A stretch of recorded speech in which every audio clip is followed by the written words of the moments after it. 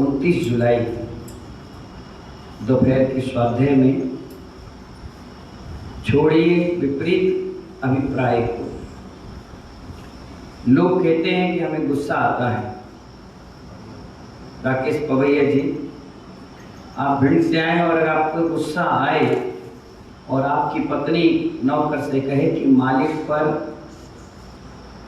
गुस्सा मत करना, उनका ये स्वभाव है।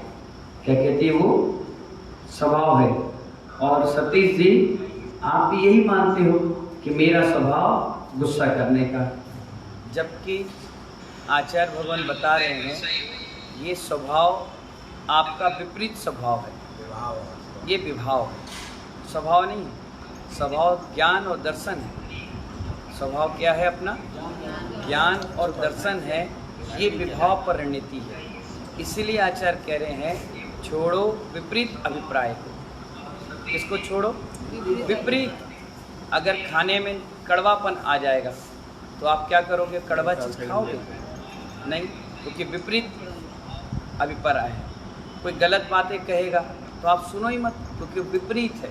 उल्टी राह कौन चलता है? अभी भी आपको कहूँगा कि आप जाओ तो आप सीधे ही तो चलोगे, उल्टा थोड़ी ना चलोगे। क्यों चलोगे? विपरीत है ना। तो आचार्य कहते हैं ज्ञानियों ध्यान रखना। क्या कह रहे हैं वो? ध्यान रखना, चाहे भक्ति का मार्ग हो चाहे अध्यात्म का मार्ग। दो अलग अलग सब्जेक्ट है। भक्ति अलग चीज़ है और अध्यात्म एक अलग चीज़ है। अध्यात्म में कुछ करना नहीं होता, भक्ति में हमें बहुत कुछ करना होता है। भक्ति क्रियात्मक होती है, अध्यात्मक ध्यान साधना होती है। तो आचार्य कहते हैं ध्यान रखना, चाहे भक्ति का मार्ग हो चाहे अध्यात्म मार्ग हो, अभिप्राय अगर निर्मल नहीं है तो ना तो भक्ति में तुम्हारा मन लगेगा और ना निर्मल तुम्हारा मन होगा। वृत्ति कहीं जा रही है और प्रवृत्ति कुछ कर रहे हैं। कहने का मतलब तिरंचियों के समान होगा। मन में कुछ होगा और वचन में कुछ और काय से कुछ। आचार्य कहते हैं वृत्ति और प्रवृत्ति एक होगी, निर्मल परिणाम होंगे, तब जाकर के चाहे भक्ति का मार्ग होगा चाहे अध्यात्म का मार्ग हमारा विपरीत अभिप्राय का नहीं होगा, सही पर्याय का होगा। तो अभिप्राय की निर्मलता जब तक नहीं है तब तक भक्ति में मन भी नहीं लगेगा। जब आपका ओवर टाइम हो जाता है, 10 बजे का समय है घर जाने का और 10:30 बज जाता है, तो अभिप्राय बदल जाता है। तुरंत स्वभाव से विभाव में चला जाता है। 12 बजे का टाइम था और 12:30 बज गया, अब क्या होगा? पर्याय अभिप्राय बदल गया। अब अभिप्राय दुकान का आ गया, अब अभिप्राय आ गया कपड़े धोने का, बर्तन धोने का, तो अभिप्राय चेंज हो गया तुरंत। तो विभाव में परिणति अपनी चलेगी। जबकि आचार्य श्री कहते हैं हमारे कि अभिप्राय बिल्कुल नहीं बदलना चाहिए। समय बदल जाए कोई बात नहीं, क्योंकि ये चुनिंदा जो समय होते हैं ना, ये शुभ आश्रव के होते हैं। जैसे ही आपने घर का विचार बनाया, अशुभ आश्रव। क्या? नहाने का बनाया, अशुभ आश्रव। खाने का बनाया, अशुभ आश्रव।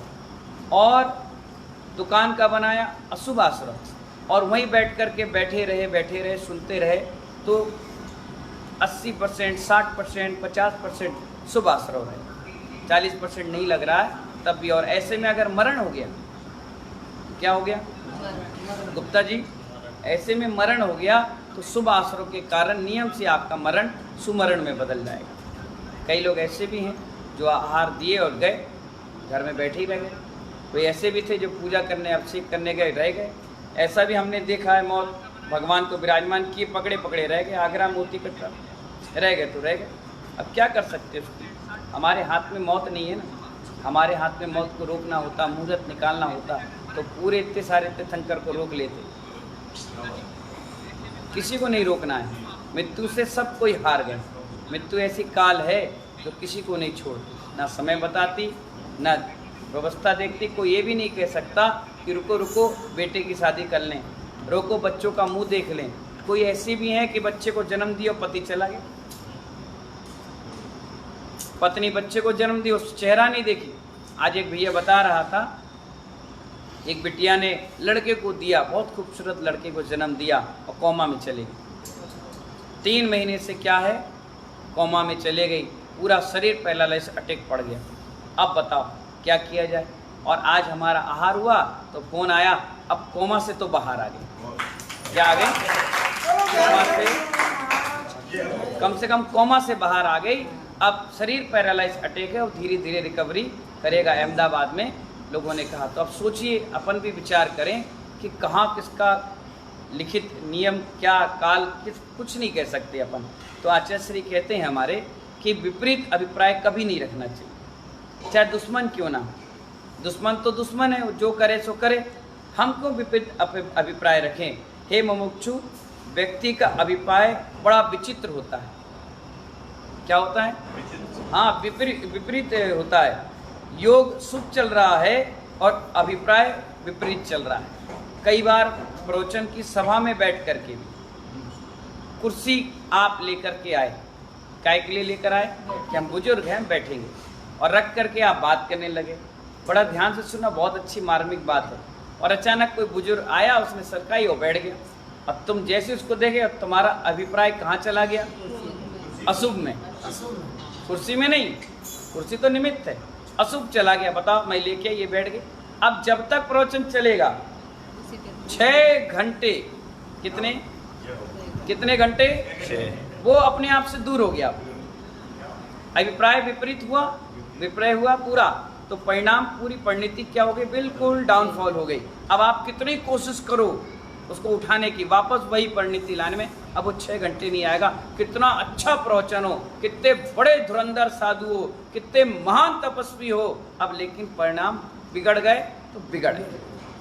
पानी में एक बार पत्थर लग गया, अब वो पानी धीरे धीरे धीरे धीरे शांत होने में समय लग गया। वो तो पानी है, फिर भी शांत हो जाएगा।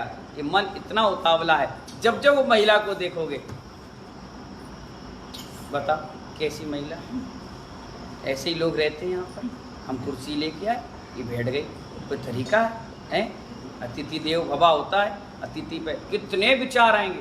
अब वो जो अच्छे विचार हैं वो तुरंत शरीर से टच करके बाहर निकल जाएंगे, अंदर उतरने के नाम लेने। इसलिए आचार्य कह रहे छोड़ो विपरीत अभिप्राय। क्या करो? अब आप कहोगे छोड़नी तो सबसे बड़ी कठिनाई है, यही तो नहीं छूट रहा। क्यों नहीं छूट रहा? पूर्व नियोजित कर्म है ये। आप किसी से 100 रुपये उधारी ले आओ, हम ज़्यादा बड़ी बात नहीं कह रहे, वो छोड़ देगा? रिक्शा वाला 11 रुपये हुआ अगर मीटर में, ऑटो में 11 ही लेगा, वो 1 रुपये नहीं छोड़ता। तुम 100 की बात कर रहे हो। जब छोड़ने की बात आती है, जब वो नहीं छोड़ रहा, तो ये विपरीत अभिप्राय कैसे छूट जाएगा? अनादि संबंधे जा, क्या कह रहे हैं तत्वा सूत्र में उमा स्वामी? अनादि संबंधे था, अनादि का संबंध है। इसको कितनी तुम कोशिश कर लो, बस मौन रहो, अपने आप को संभालो। जितना संभाल लोगे, जितना छन जाओगे, उतना प्योर अपना ले जाओगे। आज नहीं, ना जाने कितने बहुत छानना पड़ेगा। नया बनाना नहीं पड़ेगा, पुराना छानते चले जाओगे, तब जाकर के अंत में प्योरिटी मिलेगी। जैसे दूध को लाते हो, पहले घर में छानते हो, जहां से खरीदा वहां छानते हो, फिर उबालते हो, और एक उबाल में रबड़ी बन जाती है। और अगर रख दी तो जल जाएगी। ओढ़ते रहो, 1 बार, 2 बार, 2 मिनट, 1 मिनट, बार आप हट गए, इनको लगा दिया काम पे, इनको लगा दिया। जब बिल्कुल प्योरिटी बन गई, तब उसको तवा से, गैस से उठा करके अपनी कढ़ाई को रख लेते हैं, फिर खरोच करके एक कटोरी में रखते हैं। और गर्म रहती तुरंत नहीं खाते, थोड़ी सी फ्रिज में रख दी या बाहर हवा रख दी, तब जाकर के उस रबड़ी का स्वाद आता है। तुम ये सोचो कि एक प्रवचन, एक पेज में और एक लाइन में हम सुने और विपरीत अभिप्राय में बदलने, नहीं हो सकता, हो ही नहीं सकता। लोहा को भी गर्म करना पड़ता है। तुम सोचोगे ऐसे ही मोड़ लें, तुम मुड़ जाओगे, लोहा को कुछ नहीं होने वाला। गर्म आंच दो, आंच देने के बाद फिर धीरे से निकाल कर मोड़ा जाता है, ठोका जाता है, गंदगी निकाली जाती है, प्योरिटी निकाली जाती है। कितना जबरदस्त पुण्य करना पड़ेगा, तब जाकर ये विपरीत अभिप्राय पुण्य में बदलेगा।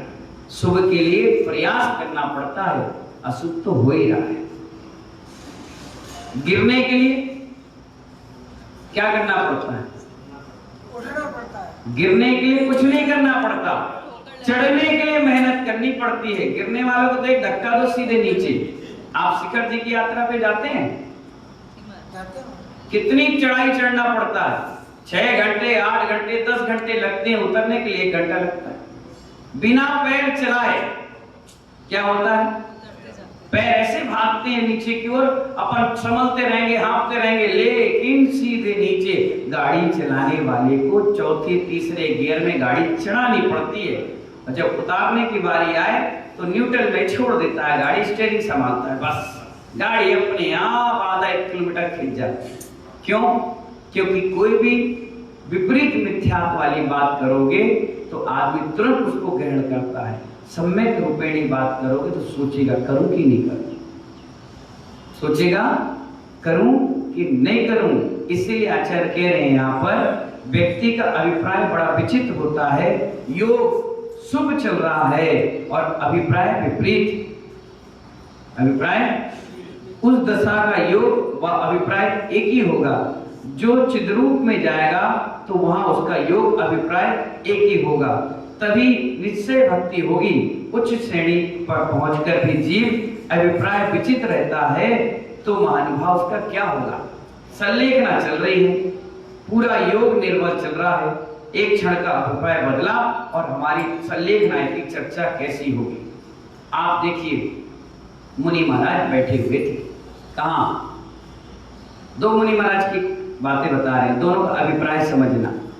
एक मुनिराज साधना संलेखना में थे, तो एक महिला आई और उसने फल चढ़ाया। क्या चढ़ाया? फल। ऐसे सिर पर चढ़ाते हैं ना, ऐसे एक लाल फल, हरा फल उसने चढ़ाया। मुनि महाराज बैठे हुए थे और बिल्कुल 10-20 सेकंड में राकेश जी पवैया वो जाने वाले थे, हाँ संलेख नहीं होने वाली थी उनकी, और अचानक उसने फल चढ़ाया और जोर से कान में बोला, महाराज नमस्ते नमस्ते। हमारा जी आंख खोले और आंख बंद कर ली, और इतने सेकंड में कितना समय लगता है छाबड़ा जी? कितना टाइम लगता? मुश्किल से मुश्किल 3 सेकंड। खुली, बंद हुई और 1 सेकंड में उन्होंने देखा। देखते ही उनके मन की अभिप्राय बदला। कहाँ नमोकार मन चल रहा, कहाँ आत्मा का चिंतन चल रहा, कहाँ अपने निज स्वरूप का चिंतन चल रहा, और चलते चलते अचानक फल दिखा। कहा कि दिखने में इतना सुंदर है तो खाने में कितना सुंदर है। मैंने बोला छोड़ो विपरीत अभिप्राय। अब वहां पर उन्होंने छोड़ा तो है नहीं, छोड़ते छोड़ते ग्रहण और कर लिया। उन्होंने सोचा कि जब दिखने में इतना सुंदर है गुप्ता जी, तो खाने में कितना सुंदर होगा, और उतने में प्राण छूटे और जाके उसी फल में कीड़ा बन गए। अब आप सोचिए, पुण्य मुनि का किया, जाप मुनि अवस्था में की तो इतना अच्छा पुण्य था कि कम से कम उस फल में कीड़ा बने, नाली या मल में तो नहीं बने। ये तो हम सोच रहे हैं, लेकिन वो क्या सोच रहा है कि खाने में दिखने में इतना सुंदर तो खाने में कितना सुंदर, अब खाते रहो पड़े पड़े, पूरा फल खा लो, जाओ पड़े रहो। सोचा क्या आपने? खाने में कितना अच्छा। हम लोग कितने सुबह से तैयारी करते हैं कल की, रात से तैयारी करते हैं कल की, महीनों महीनों तैयारी करते हैं आने वाले समय की। हम कहाँ जाएंगे? वो तो मुनि थे, चलो उनका पुण्य था कि हो गया, जैसा भी हुआ। तुम्हारा क्या होगा? एक मुनि महाराज और वहां बैठे,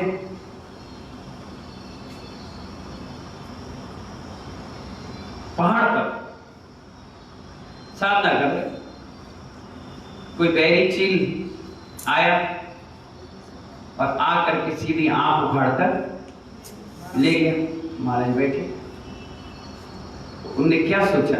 देखो अभिप्राय समझना, विपरीत होगा तो क्या हुआ और सम्यक अभिप्राय होगा तो क्या हुआ। उन्हें आंख बंद थी, आंख उखाड़ के और ले गया और चुपचाप बैठे थे। उनके अंदर के परिणाम क्या चल रहे? उनने कहा आंख तो उखाड़ी है, दूसरी तो सही है। क्षमा का भाव, दूसरी भी उखाड़ ले गया। उन्होंने कहा आंख ही तो उखाड़ी है, आत्मा तो मेरी अभी भी जीवन है, मजबूत है, खाते रहे चील कौए, लेकिन वो टस से मस नहीं बैठे अपने आत्मचिंतन में, ध्यान में, और सीधे वही से केवल ज्ञान और मोक्ष होता। अब बताओ परिणाम कहां से कहां गया? उतनी साधना उनने की, उतनी साधना उनने की, उनने भी पिछी कमंडल लिया, उनने भी निर्विकल्प अवस्था को प्राप्त किया, सब कुछ किया, लेकिन विपरीत अभिप्राय था। आचार्य कह रहे ना, वृत्ति कहीं और जारी है और प्रवृत्ति कहीं और जारी है। तो ये दोनों चीजों को समझना है। जो दिख रहा है वो हो नहीं सकता, और जो हो रहा है वो दिख नहीं सकता। आचार्य इसलिए कह रहे हैं कि ये पूरा योग निर्मल पर चल रहा है, पूरा योग निर्मल परिणामों पर चला। एक क्षण को भी अभिप्राय बदल गया, हमारी संलेखना की चर्चाएं कैसी होगी, ऐसा अभिप्राय परिवर्तन हुआ। संलेखना अच्छी चली थी, लोगों के अच्छा बुरा कहने से संलेखना का कोई प्रभाव नहीं पड़ता। लोग आकर कहते ना, वाह बहुत अच्छी साधना, अरे बहुत भीड़ थी, अरे ये था, उससे कुछ फर्क नहीं पड़ता। परिणाम हमारे, हम कैसे जीवन जी रहे हैं, हम कैसे अपने परिणामों को संभाल रहे हैं, वो अंत क्षण का है। जैसे अभी आप मुझसे कहोगे तो हमारे परिणाम दूसरे हैं और इनकी परिणाम दूसरे हैं। इनके हमारा प्रभावना का लक्ष्य है, इनका आत्म प्रभावना का लक्ष्य है। क्यों? क्योंकि ये उतार पर है और हम चढ़ाव पर हैं। जब आदमी चढ़ता है तो पूरी हिम्मत लगाकर चढ़ता है, पूरी हिम्मत करके, और जब वो उतार पर आता है तो धीरे धीरे सारे अरमान उसके डाउन हो जाते हैं। कोई कहता है ये ले लो, अरे नहीं, अरे ये कर लो, अरे छोड़ो क्या करना, अरे ये हो गया भैया, सब देख ली दुनिया। 75 वर्ष की आयु में डाउन पे आ गए, सिर्फ अपने परिणामों को संभाल रहे हैं। क्या संभाल रहे हैं? क्योंकि ग्रस्त से आए हैं, हम बाल ब्रह्मचारी ग्रस्त से आए हैं, तो इनके सपने में भी आएगा तो क्या आएगा? वही ग्रस्त का पना आएगा जो इन्होंने जीवन जिया है, और हमारे क्या आएगा? जो हम अभी लेटेस्ट जी रहे हैं। समझ रहे मेरी बात? इसीलिए इनको परिणाम बहुत संभालना पड़ता है। हर क्षण इनको कम खाना, कम बोलना और कम सोना इनके लिए औषधि है। क्या कहा मैंने? कम खाना, कम सोना और कम बोलना इनके लिए औषधि है। लेकिन बुढ़ापे में आदमी करता क्या है? ज्यादा खाता है, ज्यादा बोलता है और सोता भी ज्यादा है, जबकि उसको जिंदगी के अंतिम पड़ाव में चल रहा है। सोना कम चाहिए, निद्रा विजयी बनना चाहिए। क्या बनना चाहिए? और निद्रा विजयी बन गए तो ये नहीं कि मोबाइल चलाना चाहिए, ना टीवी देखना चाहिए, ना फालतू की प्रपंच में लगना चाहिए। वो क्षण कोई काम ना हो तो स्वाध्याय करो, स्वाध्याय ना कर पाओ तो जाप करो, और जाप ना कर पाओ तो मंदिर में बैठ के भगवान को निहारो, ये भी सुभाष रहो। किसी न किसी निमित्त से आप मन लगाइए। कहां? वीतरागी प्रभु से, वीतरागी निर्गंत ग्रंथों से या निर्गंत साधु से, उनके नजदीक बैठे रहो। पानी गिरता है झरना से तो जरूरी ये नहीं कि तालाब जहां गड्ढा बन जाए वही लबालब हो, उसकी हवा से पत्ते भी ठंडे हो जाते हैं, पत्ते भी गीले हो जाते हैं, अगल बगल के पत्थर भी क्या होते हैं? ठंडक देते हैं। जब लोग नदी, तालाब, झरने के आसपास बैठते हैं तो कहते हैं कि भैया यहाँ ठंडी हवा क्यों आ रही है? भैया बगल में तालाब और नदी है, सरोवर है, झरने हैं, उसकी ठंडक यहाँ तक आ रही है। तो साधु के नजदीक कोई बैठता है तो उसके अंदर भी परिणाम, अभिप्राय बदल जाते हैं। आप देखिए, माइक वाला हो, संगीतकार हो, भोजन बनाने वाला हो, चपरासी हो, साफ करने वाले एम्प्लॉय हो, पंडाल के जो टेंट वाले वो भी बड़े ध्यान से प्रवचन सुनते हैं, वो भी बड़े ध्यान से सत्संग प्रवचन सुनते हैं। वो भी बैठे रहते हैं तो सोचते चलो हम काम कर रहे हैं तो ये अच्छा है कि हम अच्छे जगह काम कर रहे हैं, कम से कम धार्मिक प्रवृत्ति तो बनी है। और आकर कहते हैं मुनिराज जी आज से हम भी आलू प्याज का खाते हैं। मुनिराज जी आज से हम भी घर में आलू प्याज और रात्रि भोजन नहीं करेंगे। मुनिराज जी हम भी 10 लक्षण है तो एक टाइम भोजन करेंगे। सोचिए कितनी बड़ी प्रवृत्ति निवृत्ति की ओर चली गई। इसलिए कहा गया कि साधु की संगति में, भगवान की संगति में, जिनवाणी की संगति में अगर अपना मन लगाओगे तो उत्कृष्टता को प्राप्त करोगे। और ऐसे वैसे फालतू लोगों के चक्कर में बैठोगे तो निष्कृष्टता की ओर जाओगे। आचार्य कहते हैं संलेखना लोगों के कहने से अच्छी और बुरी नहीं होती। संलेखना लोगों के कहने से अच्छी बुरी का कोई प्रभाव नहीं पड़ता, वो तो अंदर की परिणति है। तुम्हारी कैसी चल रही है? चारों प्रकार के आहार छोड़ चुका है और हंस 1-2 दिन का दिख रहा है और अभिप्राय विचित्र है। जैसे मंत्रवादी मंत्र साधना के लिए गुप्त स्थान में चला जाता है, ऐसे ही आत्म तत्व की सिद्धि के लिए आपको बिल्कुल गुप्त स्थान में चले जाना चाहिए। अलग ना कोई आपको डिस्टर्ब करे, ना तो आपको 4 बातें गृहस्थ की सुनाए। अगर संलेखना भी करना हो तो 48 साधुओं की आवश्यकता पड़ती है। गुप्ता जी कितनी? 4 आहार के लिए, 4 निहार के लिए, 4 करवट बदलने के लिए, 4 संबोधन के लिए, 4 गेट पर बैठने के लिए, 4 भीड़ को काबू करने के लिए, 4 रात्रि जागरण करने के लिए, हर तरीके से 4 निर्गंत साधुओं की आवश्यकता हर क्रिया के लिए पड़ती। इसीलिए 48 साधु मिलकर एक व्यक्ति के परिणाम संभालते हैं, क्योंकि ग्रस्त की ग्रस्त जानता है और साधु की साधु जानता है।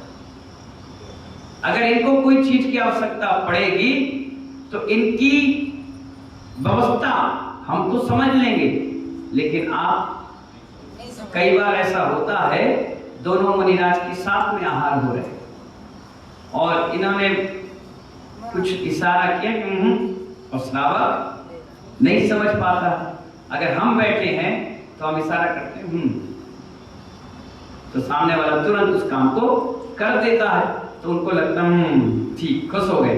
अगर हमें किसी चीज की समस्या आ रही है और हमने इशारा किया, कोई नहीं समझ पा रहा, तो ये सामने बैठे तो तुरंत इशारा करके समझा देते हैं। एक दुकानदार दूसरे दुकानदार को समझ लेता है, एक गृहस्थ की महिला दूसरी महिला को समझ लेती है, एक बच्चा दूसरे बच्चों को समझ लेता है। ऐसे ही एक संलेखना लेने वालों को 48 साधु समझते। करवट देना है, सोच रहा है, प्रतिक्रमण है, स्वाध्याय है, उठना है, बैठना है, जीवन जीना है, नहीं जीना है, क्या करना है, कैसे परिणाम संभालना है, ये मरण कटिका ग्रंथ आत्मानुशासन ग्रंथों को जब उन्होंने पढ़ा होगा तो वो साधु को संभाल लेते हैं। क्या करते हैं? इसलिए तो आचार्य ने, बड़े बड़े आचार्यों ने, भगवान महावीर स्वामी ने कहा कि एक निर्गंत साधु की संलेखना पूर्वक, निरतिचार पूर्वक, निश्चल्य वृत्ति की तरह बिना सल के आपने समाधि संलेखना मरण कराया तो 100 मुनि दीक्षाओं का पुण्य मिलता है। कितनी? एक देने में 1-2 साल लग गए, 5-10 देने में 10 साल लग गए, पर एक समाधि संलेखना कराने में 100 मुनि दीक्षा का पुण्य मिलता है। कितना? क्योंकि आपने एक जीव के निर्माण के कार्य के लिए मोक्ष को, मार्ग को प्रशस्त कर दिया। तो आचार्य भगवान करा रहे हैं, हो ज्ञानी स्वरूप की प्राप्ति के लिए सबसे छुपकर रहना पड़ता है। क्या? स्वरूप की प्राप्ति के लिए सबसे छुपकर रहना पड़ता है। परिचय जो है वो भीड़ बढ़ाएगा, ज्यादा परिचय होगा तो भीड़ बढ़ाएगा, साधना को विकल्प में कराएगा। कैसे कराएगा? अब भीड़ हो गई, कमरा है नहीं, यही हॉल है, यही बैठना है, अब हम समाई करने बैठ गए। अब आप आए और ऐसे समय आए जब हमारी समाई का समय है, आकर बैठ गए। हो तो अब हमारी भक्ति, अब आप भक्त को चैन नहीं पड़ा, बैठा।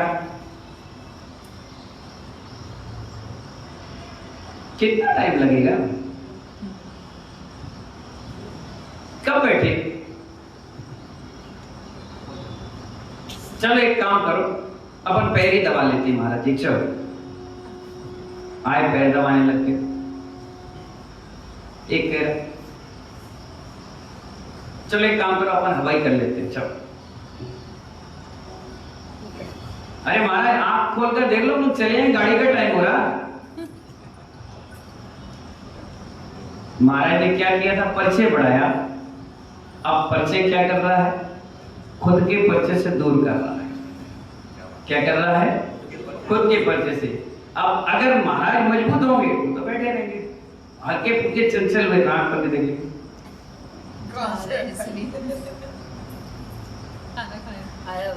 अब भक्त कह रहा है अरे आप समाप्त करो, हम बैठे। वो उल्टा समझा रहा है। क्या कर रहा है? खुद तुम्हें समझा रहा है, आप समाप्त करो, हमारी फिक्र छोड़ो और आप बैठे। पतला हो गया, गाड़ी से है, पैदल आया, कितने बजे आए? अरे तुम अपनी समय की चिंता में लगो, जिसको छोड़कर तुम घर से यहाँ आए उसी गृहस्थी में लग गए, तो तुम्हारे और इनमें फर्क क्या? नहीं, ये विपरीत पर्याय छोड़ दीजिए, ये व्यामोह छोड़ दीजिए। वो भक्त होगा तो ट्रेन छोड़ देगा, बैठा रहेगा। सद्भक्त होगा, कम भक्त होगा तो सीधे खाएगा, चला जाएगा, उसको तुमसे मतलब नहीं, तुमको उससे कोई मतलब नहीं, तुम ढूंढते रहो। तो इसलिए आचार्य कह रहे हैं स्वरूप की प्राप्ति करने के लिए चुप कर बैठना पड़ता है। इसीलिए जितने भी तीर्थंकर हमारे हुए, एक गिरनार चले गए। क्या चले गए? 10,000 सीढ़ी ऊपर, आ ही नहीं सकते तुम। एक चले गए संवेद शिखर, 27 किलोमीटर दूर, अच्छे नहीं पहुंच सकते। एक पावापुर चले गए, बिल्कुल तालाब के बीच में, नाव नहीं होगी तो तुम आ ही नहीं सकते। एक चले गए हस्तिनापुर, गन्नों के खेत में, जाने नहीं, बीच जंगल में बैठो। अब आप सोच लीजिए, अगर इनका भीड़ में केवल ज्ञान होता, भीड़ में संलेखना मरण होता, तो सारे साधु तुम्हारे घर के ऊपर छत पे बैठकर समाधि संलेखना कर लेते। नहीं, स्वरूप की प्राप्ति के लिए छुपना पड़ेगा, और स्वरूप की प्राप्ति नहीं करना है तो भीड़ में ही बैठना पड़ेगा। समझ रहे? इसीलिए छोड़ो विपरीत अभिप्राय। क्या कह रहे हैं आचार्य? इसलिए जो विपरीत अभिप्राय है इनको छोड़ दीजिए और अपने स्वरूप आत्मलील में लग जाइए। यही सब्जेक्ट आज आप समझिए। भीड़ से हटकर रहोगे तभी आपकी संलेखना समाधि निर्विकल्प होगी, और जितनी भीड़ में बैठ जाओगे उतने 50 प्रकार के विकल्प ये भीड़ आपके कान में बोलकर चली जाएगी। इससे आपका मन और ये पवित्र निर्मल मन खराब हो जाएगा। इसलिए ऐसी मंगल भावना के साथ छोड़िए अपने विपरीत अभिप्राय को और आगे बढ़ जाइए। जय बोले महावीर भगवान की।